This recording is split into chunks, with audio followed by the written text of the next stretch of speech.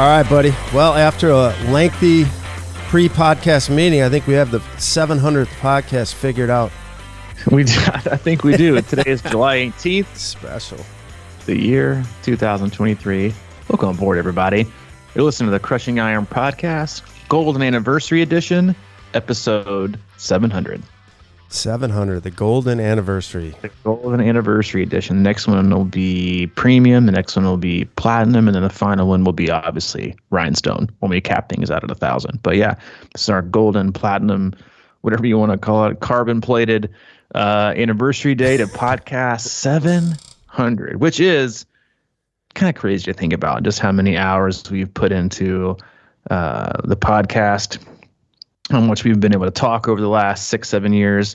It's just kind of crazy. I mean, it's last 7 years we have podcasted for well over a month of our lives. That's what we do. Which is kind of crazy. It is crazy, man. It is. It's kind of nuts.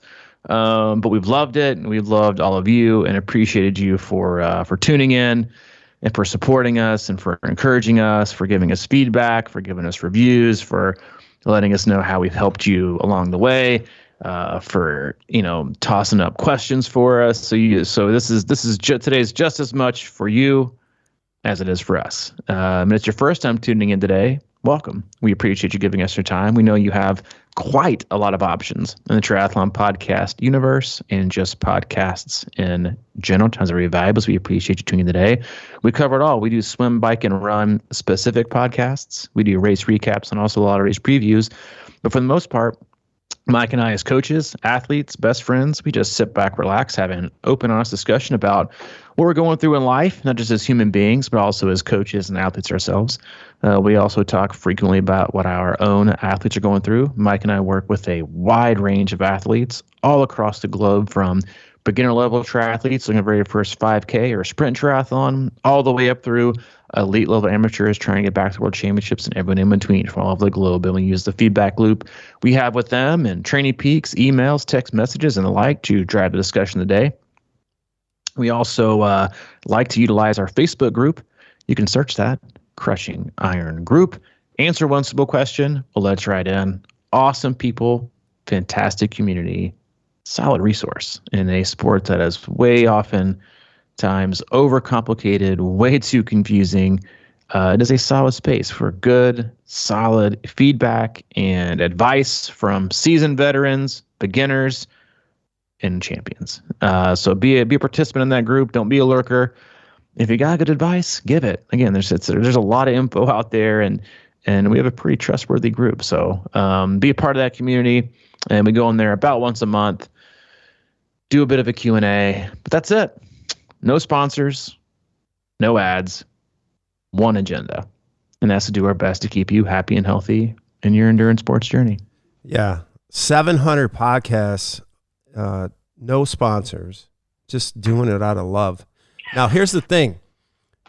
I saw somebody post recently in the group, in the Facebook group, that there's a missing podcast out of those 700. So maybe this isn't 700, but it is, because there's also one of our very first ones, and you know what I'm talking about, right? You and I both know which one we're missing, correct? Yeah, I do. But there's also one that is not counted. So I think we're still at 700. The very rare and probably unfindable podcast, that one of the first ones we ever did in my house, about the pull buoy. No, I remember. Yeah, like a 15 or 20 minute podcast about a pull buoy. If anybody can find that and they email me a link, I will give them a 10-second phone call. I mean, 10-minute phone call. We'll just talk about the pull buoy. It's kind of like finding the golden wrapped chocolate bar in the Willy Wonka's chocolate factory. Like that's the kind of surprise and reward you would have. But yeah, that's out there. So we've had 700, but we obviously skipped a certain number for a specific reason. And I'm really shocked that no one else gets that. But anyway, that's not our problem. It's your problem, because we did it. We know this is 700, and just for you, just for our listeners, we have a very, very special podcast for you today. Yeah. Mike and I, after a lengthy debate on what interview to have, what celebrity to come on, what to talk about, what sensational interview, we could have with each other, we decided ultimately it's just another day. So we're going to give you the meat and the potatoes that we always do, because frankly, it's just another day. It is 700. It's just a number, just like your age is. But it is, as we kind of did, we had a lengthy pre-show meeting, just kind of talking through life and catching up on things like we always do. But we did, after we kind of got to the end of it, we decided that, this time of year specifically, or as really any athlete gets within that kind of like tumultuous window of 4 to 8 weeks out from a race, that a lot of us forget what got us here. Right. And that's kind of our motto, and it's just kind of doing the same thing over and over and over again, being consistent, doing your best, and frankly, just showing up like we have for now 700 podcasts, just showing up. No need to do anything special. No need to have a different professional athlete on everyone. No reason to sensationalize it and be, a gossip TMZ version of what it is. We just done our thing since day one, and we're still here and we're still kicking it. And I think the pull, and especially like the world we live in now, is you always try to find the newest, greatest, best thing. And so as we were talking through that, and really what it comes down is not what to do, it's what not to do, and decisions of what not to do. And I think that's what athletes go through this time of year. You got, Lake Placid this weekend, you got Ohio, Oregon, you got a whole bunch of 70.3s and fulls the rest of the year. And what I often find, and you find as well with the athletes we work with, is especially if they participate in the wide variety of social media groups and message boards, you see and hear about these insane workouts, is that there's this pull from athletes to do something different, to change things up, to be erratic, or to do something special. And 99 times out of 100, that's the wrong answer. And so we are going to kind of live and breathe that today with giving you more of the same, which is what got us here, and hopefully try to help you stay the course. Because and seriously, I know it's one of the hardest things to do is just to remember what got you here. Remember what got you here, what got you to the point to where you are now, right? Appreciating how far you've come, not obsessing about where you aren't, and just knowing that you got here healthy, happy, and excited and motivated because you did this one thing right over and over and over again, not because you chose every fourth or fifth day to do something sensational. Yeah, and I am one of those guys that has 8 weeks out from a race, and I've been I just have a tendency to kind of click around on YouTube videos every now and then and look for shit and just try. I don't know, but really it boils down to, like, I think most of the time, if we sit and really think and listen to our bodies and our mind, we kind of already know the answers a lot of time. And that's what I find. I mean, it's like, I'm always in there going, oh, that sounds interesting. And I listen to the thing and I'm like, damn it, I just wasted 15 minutes listening to somebody who, talked boldly about having a solution.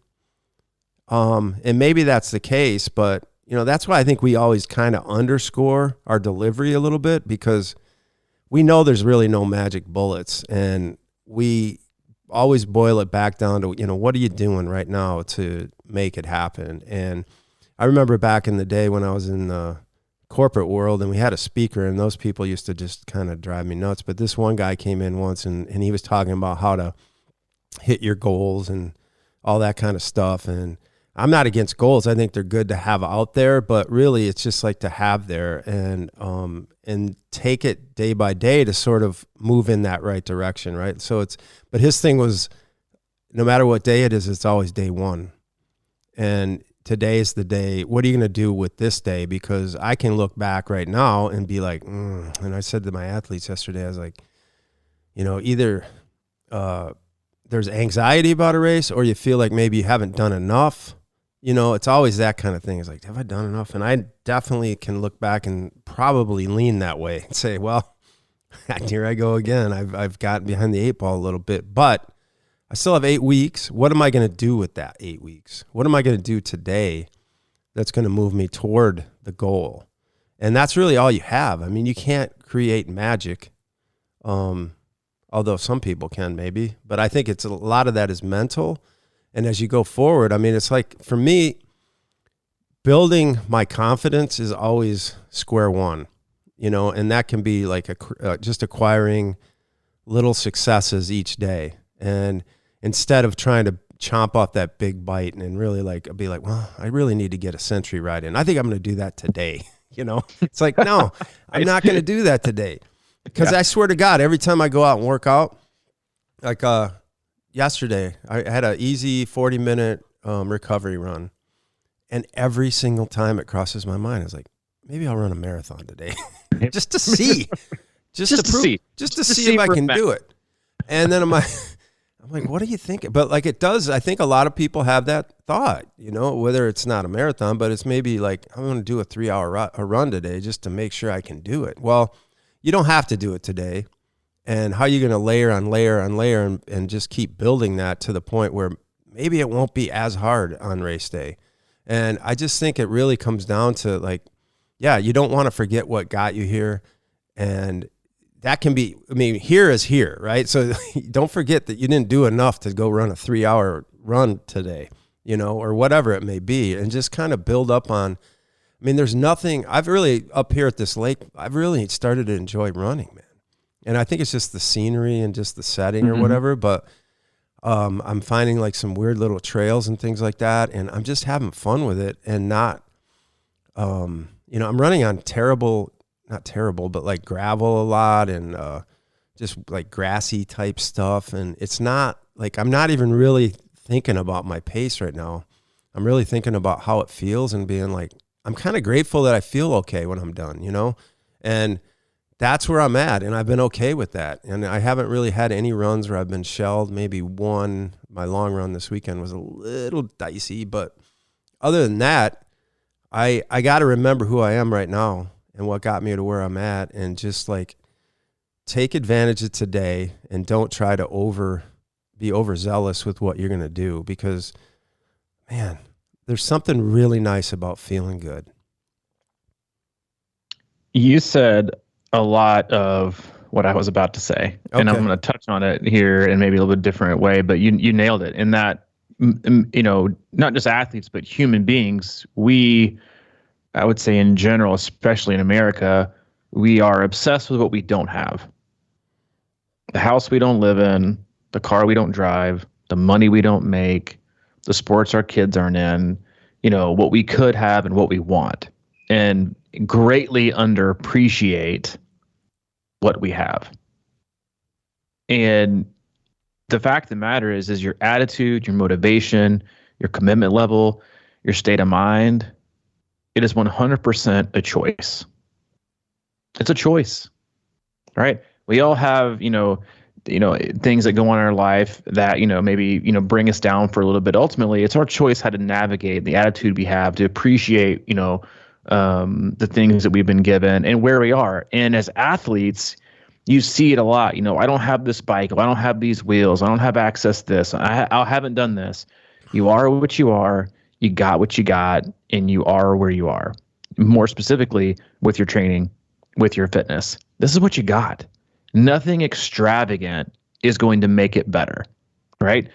You are, and you got to where you are for a reason, right? I remember one of like the first couple weeks I was in treatment, one of the biggest complaints from some of the other residents that were there with me was, I need somewhere, this place is a dump. This place isn't that great. This is, I need like, a place like, Passages Malibu with like, outdoor pools and spas and massages and acupuncture. She's like, I really need that. And then you look at like, the turnover that, every place has, all treatment facilities have, but because relapse is so prevalent, but is, you can be successful anywhere you want to be successful. It's a mindset.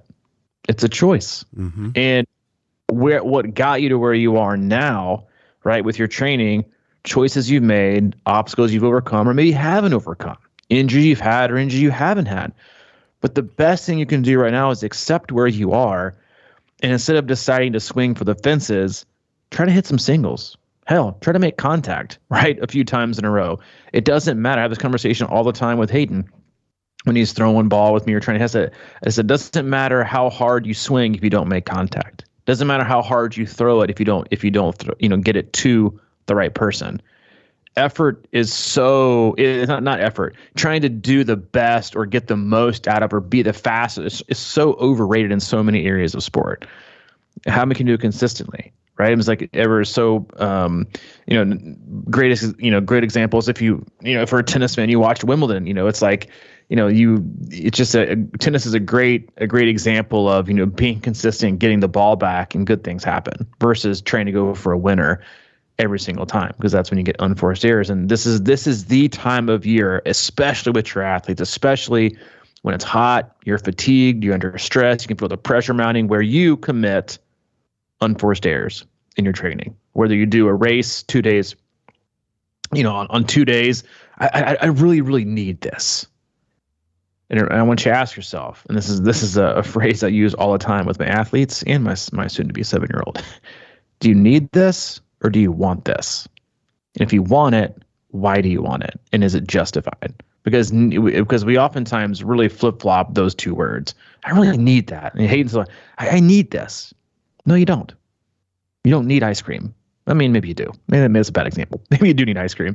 But a lot of times it's like you just want it. And you can do without it. You just want it. And usually that also leads us to making poor decisions, right? We're either underappreciating where we are or we're not feeling confident of how much farther we have to go and that we can actually get there. So you got lack of confidence. You got, I'm not sure where I am. You got comparison out the yin yang with, your fellow mates that are doing the same race that you are. Your girlfriends are doing it. All the people on the message boards, they've already done 17 century rides this time. Here they've already done a couple 25-mile walks. They're ready to go for race day. And you're just sitting there thinking, God, I'm just not prepared. You worry about so many other people, and then you think, and then you act on the thoughts that you have. I got a 40-minute fight. You know what? I'm gonna get heat acclimated. I'm gonna go out today at 2:00. I'm gonna run for 2.5 hours. That'd be a good test. And then you're destroyed, right? If you even finish, you're destroyed. For the next 3 or 4 days, you're toast. So not only did you lose a day of training, right, by digging yourself a massive hole, you're losing those days afterwards. And did that do anything for your confidence? No. The best thing you can do for your confidence is do what got you here, right? Being consistent, getting in the pool, paying attention to the small thing, because that's another thing that I think you and I both see in kind of like the peak phase going in before your big races, and then especially in taper, is people totally disregard the details. And it's like a 30-minute, run, big deal. Tapering, day off, baby. And you look at 3 weeks out, you get people tapering for, an astronomical amount of time of like 3 weeks before an event. And then they wonder why they show up stale when they look back and they've taken, more days off and more time off than they have in like the last 5 months combined. Like, no wonder. Pay attention to the details. Remember what got you here. And again, own where you are and what you have access to, right? That goes for everything with training equipment and then the training time allowed. Don't make room for excuses, right? Find ways to be positive and confident and just kind of move this out, because it's a very hard time to navigate. And so I think that's just one of those these periods of time where, again, you have all these thoughts going through your head, like you did, 8 weeks out from Wisconsin. Yeah, maybe I could run a marathon today. I could probably let me just see, right? And then all of a sudden you get too close and it's done. So again, just like we said at the outset of the podcast, most of the time it's not the decisions that you make; it's decisions that you choose not to make. Yeah, and we all make a lot of really bad ones, I think, and. But it's something about nobody's coming to save you either. This is the thing that I've been thinking about lately. It's like when I'm in my training and when I'm in my workouts, I have to figure it out, right? And I've really been getting a kind of a joy out of just figuring out little things and trying to get a little bit strong. It's like kind of goes back to this, sort of falling in love with, zone 2 or something, because everybody wants to go fast, but like there's something really rewarding about making things feel easier over time.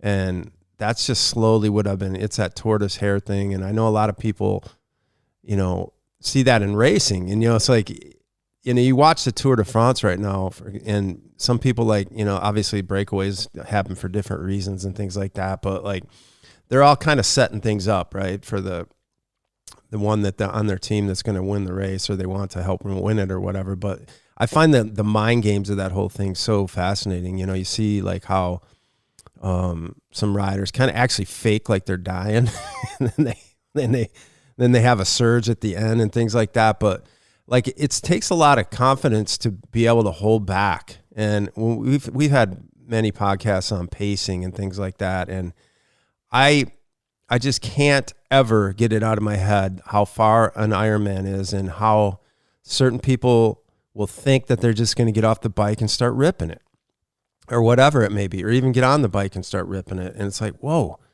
hang tight, man. Like there's a lot of power in really kind of underestimating yourself for a long time, and then just being like, all right, now I feel pretty good right now. I've kind of been laying back, and I think I'm laying in the weeds here, but then you can kind of take it to a new level. And I think that is like a mentality about racing long course that is just totally underestimated. And the patience element of things, and whatever it is in training, and the patience with yourself day to day, and understanding that you're not going to be at race pace overnight. And I still have, it's a weird thing, right, to think about 8 weeks. And I really do think that that's quite a bit of time. Based on just, it's sort of a history thing. And we've seen it a lot, you and I know we've seen people that kind of like were injured or whatever, and then kind of got into training and actually had a good race. I think it's out there, right? Mm-hmm. I still do. I don't think by any means I've put in the type of volume that is necessary, but it becomes a little game in its own right? To figure out how to optimize, 8 or 9 weeks. And like it's not impossible. Nothing is. And so I always keep that. And I think that if nothing else, it keeps my mindset in a good place, because what's the last thing I want to do is like, oh shit, I'm undertrained. I'm going to get destroyed on this race. For every day I go out and train with a bad mentality, it's just looking for little wins. And like, oh man, that right there, like the other day I went out and I was running, and I had a 35-minute run, and I stopped at 35 minutes, and I was still, I don't know, a good half mile or a little more away from the house. So, but I just said, I'm just going to walk it in right now. I turned off my watch. I started walking, and I was like, I feel pretty good. So I just jogged it home without my watch on. I know that's a little thing. I know people would never, a lot of people would never do that, but I felt so like empowered by that. Like I just felt like running, and I didn't need to like write it down. It didn't need to be in the archives. I didn't need to show anybody or myself. I just felt like running right then. And I was like, man, maybe I can do that more often. Just run till I feel like not running, and then just be done. There's just a lot of little mind games that are out there. And I think ultimately it comes down to enjoying it, because I deal with that so much, dude. Like as a coach, and I know you do too, it's like, we all want to find and help everybody find their sweet spot of like, how do you really like this sport? That's so important, man. How do you like it? And how is it not like, shit, I got, you look at your week and you look at your next day and you're just dreading it. That's not what it's all about. How do you find it and then somehow matriculate yourself in a way that pulls it all together on race day? It's like you really you have a little nerves, but are you really looking forward to going out there, having a supported race with people everywhere, friends, family watching? You're like, it's like your mini tour or whatever. Like that should be super exciting, not scary and dreadful. One of the things you said, at the beginning right there was, and I think we even have a podcast about, is that fatigue masks fitness. Mm-hmm. And I think that's one of the most important things to remember and to kind of touch on in your training, is that usually when you are looking for, you're getting closer to race day, you're getting, in your peak time is when you're really kind of like looking really too hard, right? For answers, for PRs, for new records, for just signs of, these huge improvements. And the problem with that is that you're doing it under the most fatigue. Mm-hmm. Doing it in the biggest volume, the most intensity, the hottest time of year, right? And you're expecting this because you feel like you need it. And then that's when you make even, that's what compounds a poor decision on top of a poor decision. Is it's hot out, you're super fatigued, right? You're already kind of like not digging yourself a hole, but you're always kind of like, balancing that line as a long course athlete. You're always kind of towing that line between healthy and fit and trained and pushing the limits to overtrained and hurt, especially if you're self-coached. And then you feel the need to go find it, right? Because you need to see it. But that's the thing, is like fatigue masks fitness. And so you don't know how much you have. So it takes a lot of confidence and it takes a lot of trust, right? So, one of the best things you can do right now is to think through and plan and make good decisions. And then just like you were saying, like you kind of be shocked where you end up. Like example, I had an athlete a few months ago, feels like it's been, but in June, so Des Moines 70.3 had like really awesome result in their 70.3, won their age group. But what we figured out was that they're also doing Ironman Wisconsin. I just said, listen, like you can't do that on the bike. Not in Wisconsin. You'll pay for it. Like you will really, really pay for it. So now what we need to figure out is to slow yourself down, which drove them crazy. Mm-hmm. On the long rides and these 4.5, 5 hour rides we're doing, my miles per hour is so discouraging. I really thought I was going faster than I was. I know I got to keep it, but it's starting to play head games. And I said, all right, well, they did a long ride. And I said, just remove miles per hour, remove speed off your screen. Just focus on what the demands of the day. Just take those metrics out that cause doubt, right, in your head. That also causes people to chase, right? Chase miles per hour, chase watts, chase speed, and that leads to digging yourself a hole.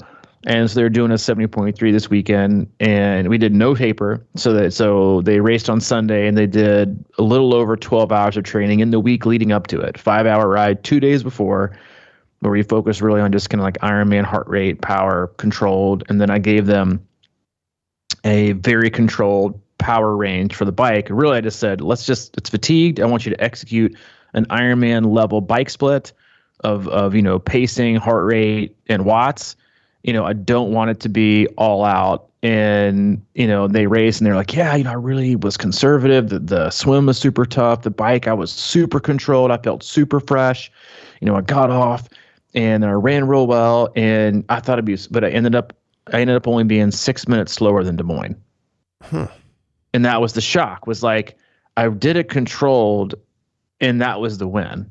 Right? Was that you don't have to chase things and look for things. It's about execution. It's about it's about where you end up. It's because each race is kind of a microcosm of your entire season. All that matters is what the time is on the finish line. Great swim, terrible bike, fantastic run. Terrible swim, outstanding bike, horrific run. Right? You got wins and losses in there, but they all total up when you get the finish line, right? You don't finish like, oh, well, collectively you were, first out of the water and 30th on the bike and then 73rd on the run. And you're like, yes, I won the swim. No, right? Just like in training where, you go through these periods and blocks that you do training for your big race, and you get done with get to the very, very end, the last day, which is your race, and you're like, it didn't go very well. But tell you what, dude, nailed base phase, nailed it. Even though it was like, 45 weeks ago.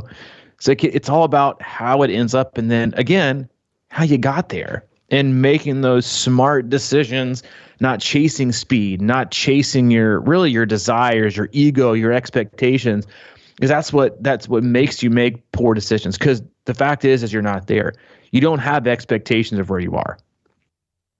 You just don't, right? That wouldn't be an expectation. It's all about where you want to be.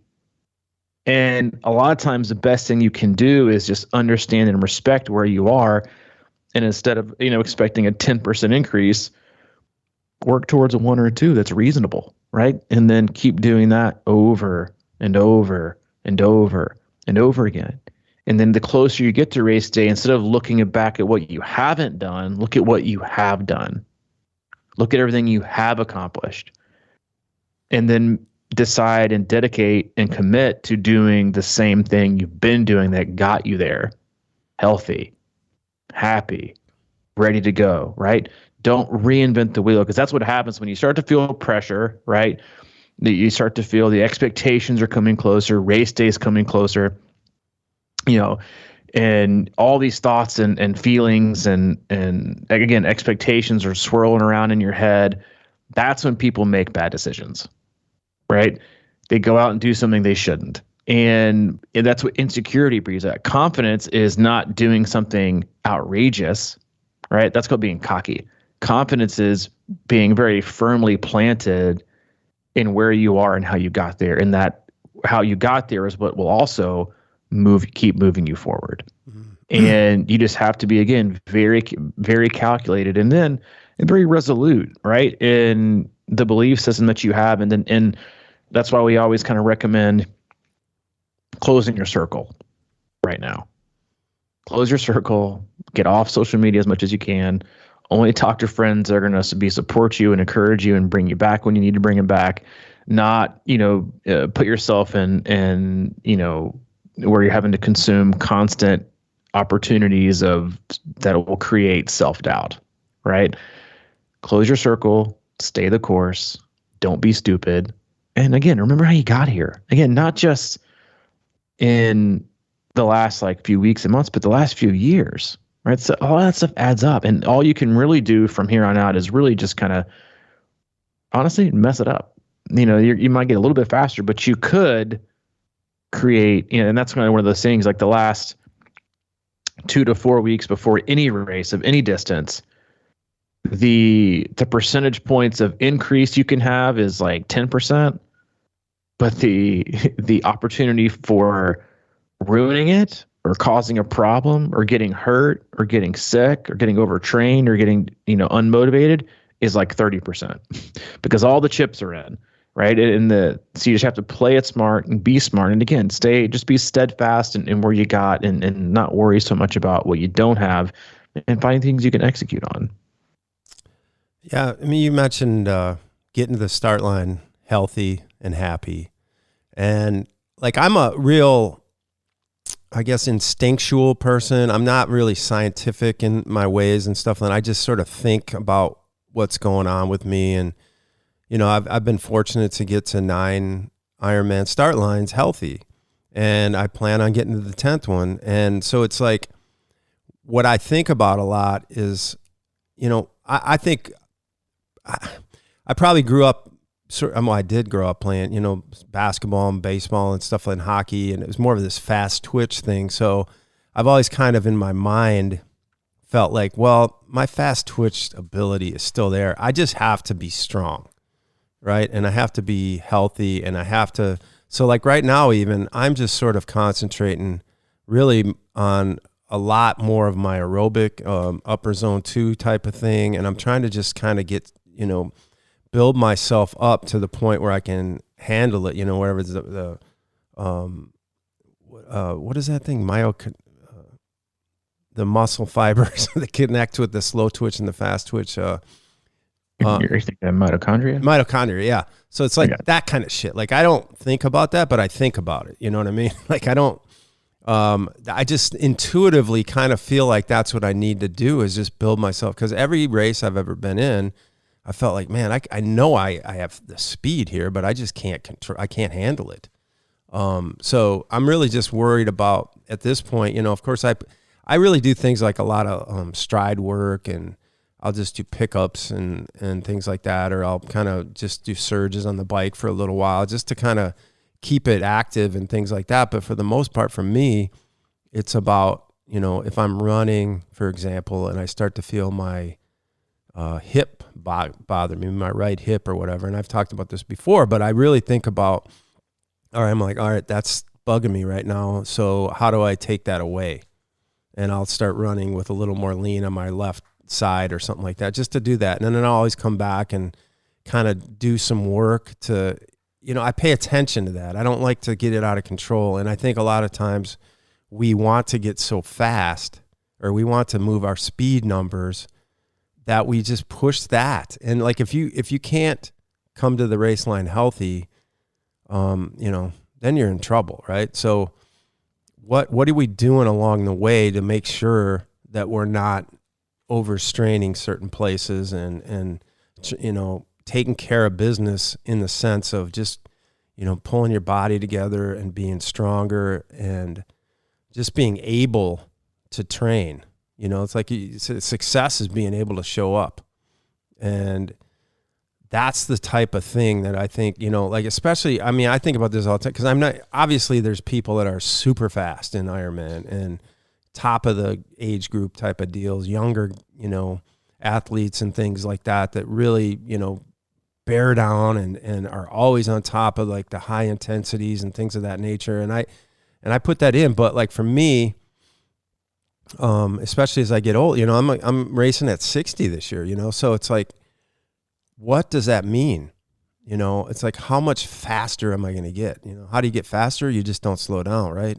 So we've said that a million times.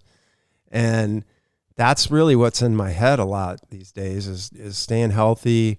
And I don't do a lot of the strength work. I do a lot of yoga. I still think that that's really important for me from maybe a mobility. It's a lot of mobility, but it's also a strength factor, and it connects these the supporting muscles that I want to use during the race, because we're so straight ahead. We don't ever have any side flexibility, and like those other muscles don't get used enough. So I'm really about that. And to me, it makes a lot of sense to be able to hold pace, even if it's not quite as fast, because you've seen it a million times, feeling great through mile 15 of that run, and then all of a sudden it turns into a walk fest. And then what's the difference?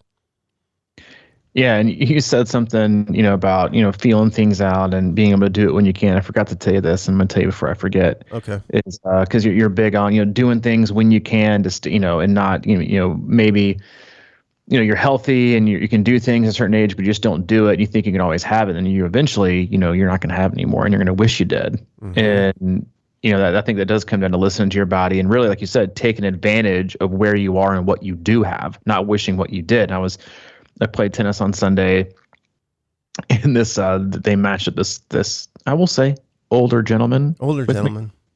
Yeah, older gentleman with me. And he got this like real raspy voice, and he said, do you still play singles?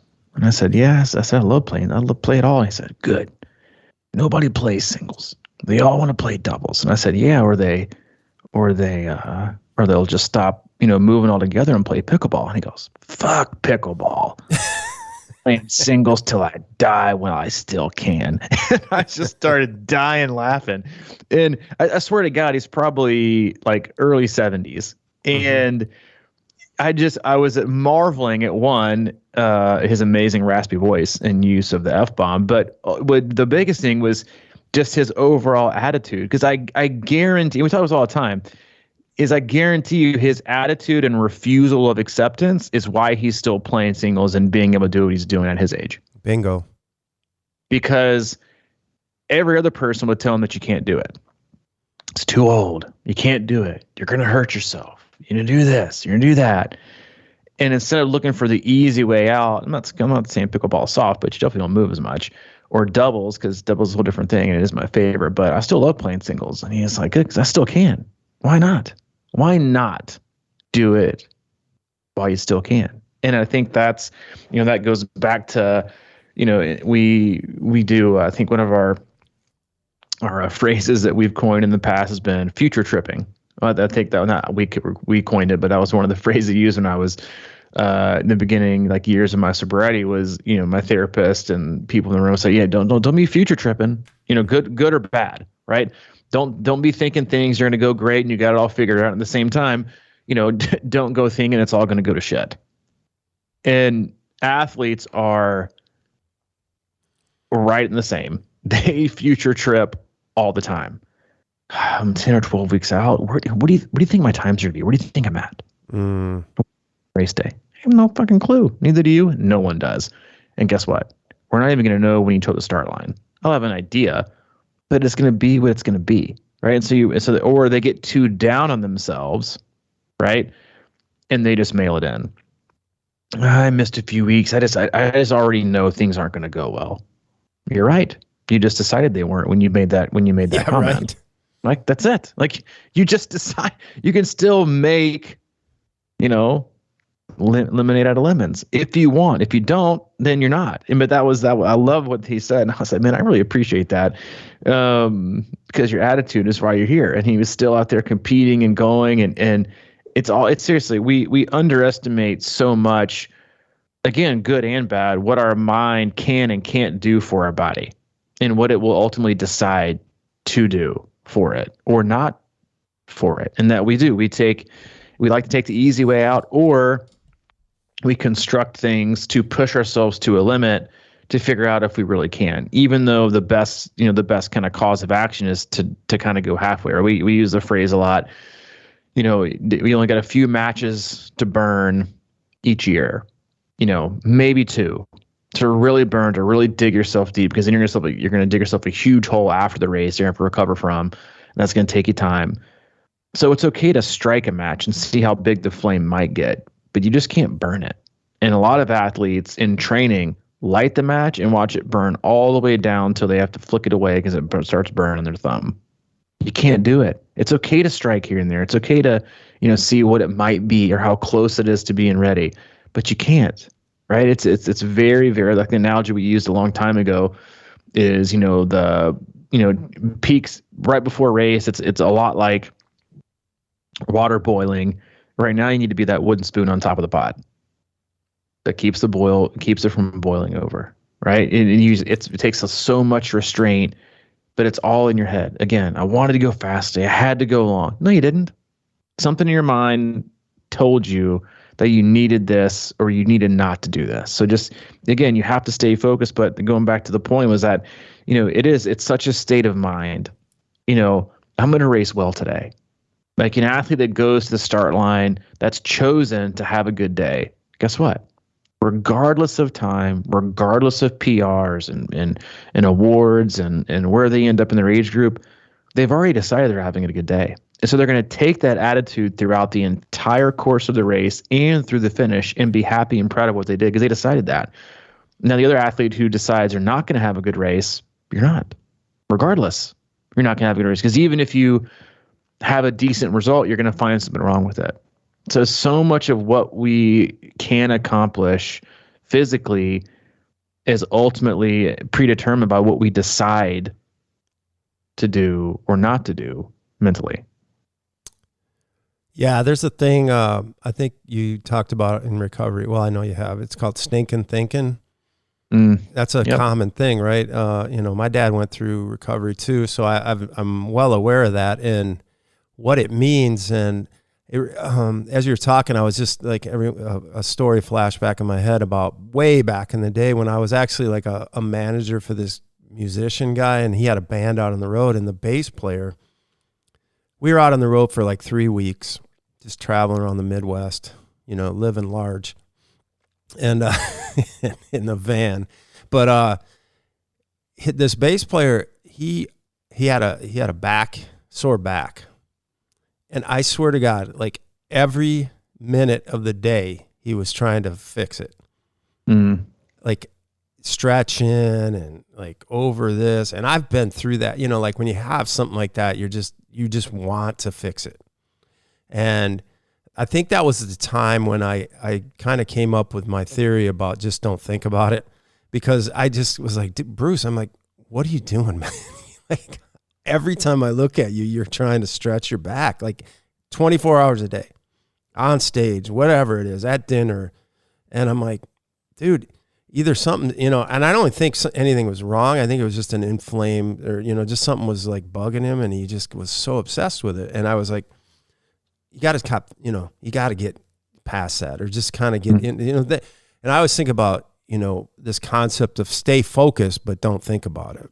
And that's, to me, is like sort of being in the moment and moving through things and just like not getting obsessed with what's going on in your head, because it can really cause problems, and it's like, I've been in races before, and I remember specifically one time that Ironman Chattanooga, and I was about 7 miles out, and I used to have problems with, chronic sort of IT band issues.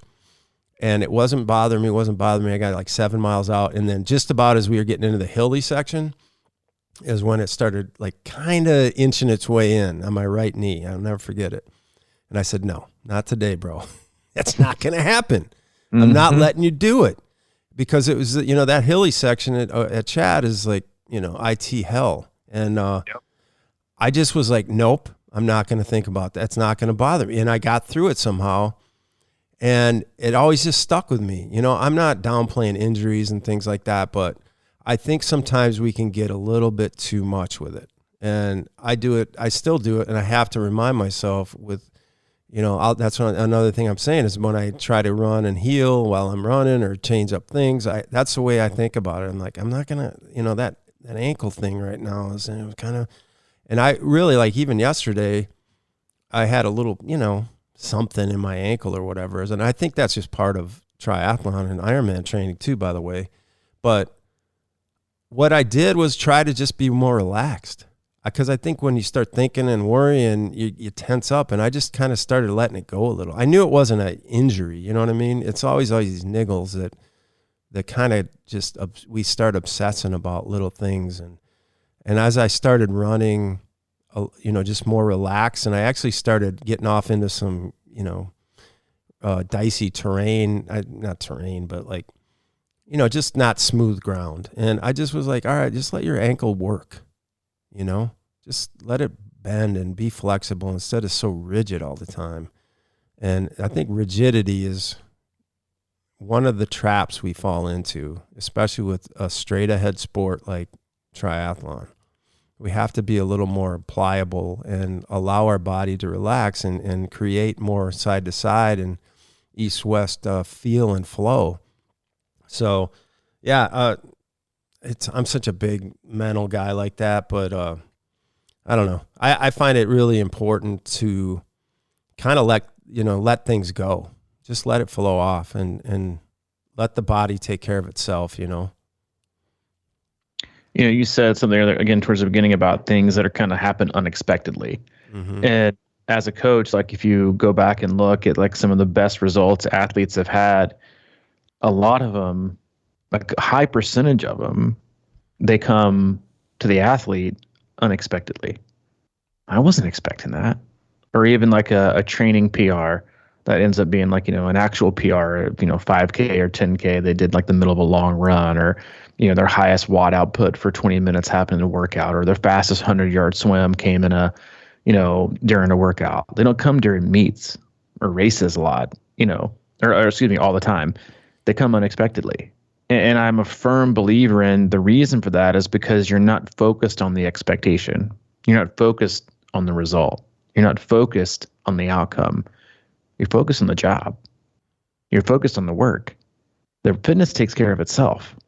The more you focus on the result, the more tension you create. And that is a huge inhibitor to performing well. It just is. It is. And again, the more you think and obsess about something, I believe the less likely it is to happen. Because if you're spending that much time thinking and obsessing and focusing, you're not spending as much time as you can be working on it. It's kind of like how I joke, people who spend, an hour and a half making a to-do list and thinking about their to-do list could have easily knocked off 3 or 4 of them in the amount of time it took them to make the to-do list. And that's kind of what you see with athletes too, is they love lists and things, but they don't necessarily always like to get to work. They like to work on getting in their own way, right? By overthinking and overcomplicating things, again, from the chin up. That's why you oftentimes find when you're at your most relaxed, not expecting things, and we see the same thing at our camps, is people do things they've never done before because they weren't expecting it. They didn't plan to do it. They just did it. Mm-hmm. there's again, like there's such a correlation that on race day and then the weeks leading up to a race is to not force things, right? To not force your best workout, to not force a day. Even, talking about, sticking with the plan is to take a day off, like I said, and be flexible. Don't do it today. I've got to, or it's going to really affect my race. Take a day. Stop. Like it doesn't matter. Be flexible. Listen to yourself. Make a good choice. Again, and that's the athletes that do that in training also race well because they're focused on the big picture. They're not focused on what they think, one needle in one haystack might, affect the entire thing. So again, like, and we can wrap it up there, is there's so much that goes into training that you think is just physical, but it all starts at the top. It all starts with the choices you make. It all starts with, the where your head's at, what you've chosen to do, or more importantly, not chosen to do. And, that's what leads you to making bad decisions or staying on the course of continuing to make good decisions. And again, a lot can change, I think, negatively leading up to a race. Not a lot can change. You're not going to start breaking records or you drop 5 minutes from your overall time because you did one workout and didn't skip it. It's not going to happen. But, trying to outprove yourself or see if you're close to meeting your expectations, that's why, like, when athletes ask all the time, they get in that window of, do you think I'm on track? Well, first of all, I don't even know what track we're on. I just know that we're doing the best we can each week to get to where we are. That's about it. And then you get to race day and you let it all hang out and see where you end up. So, again, I think it's not contrarian. I think a lot of athletes and coaches do that, but it's something that kind of gets us with this. It's just another way of how we like to get in our own way of success by worrying about what we haven't done or what we should do instead of just sticking to what we've always done. Yep. Stay the course, Yeah, I was back to my just to give an example of, like, when if my ankle's bugging me a little bit, I start getting mad at my left glute if my right ankle hurts. I don't blame my ankle, It's like something's off there. So I try to get the mind thinking somewhere else, It's a tactic and it's something that kind of works, but we can end it there. Let's wrap it up. A very special golden anniversary. What'd you get me for this, by the way? I sent you a postcard. Thank you. Yeah, sent you a postcard. As always, we love you guys. We appreciate you, and been very blessed to have you on this ride with us through 700. We got 300 more to go. And again, we appreciate you. Hope you've had a great week. We'll see you on Thursday. As always, go to our website, c26triathlon.com. It is our one-stop shop for all things coaching, camps, and community. If you're looking more information on our camps, go to that tab and look through our camps and find the one that's right for you. Same goes for coaching. Click on that tab, scroll through the profiles, find the one that you feel like fits you best. As always, Mike is available, crushingiron@gmail.com, and you can find me at c26coach@gmail.com. All right, buddy. Happy anniversary.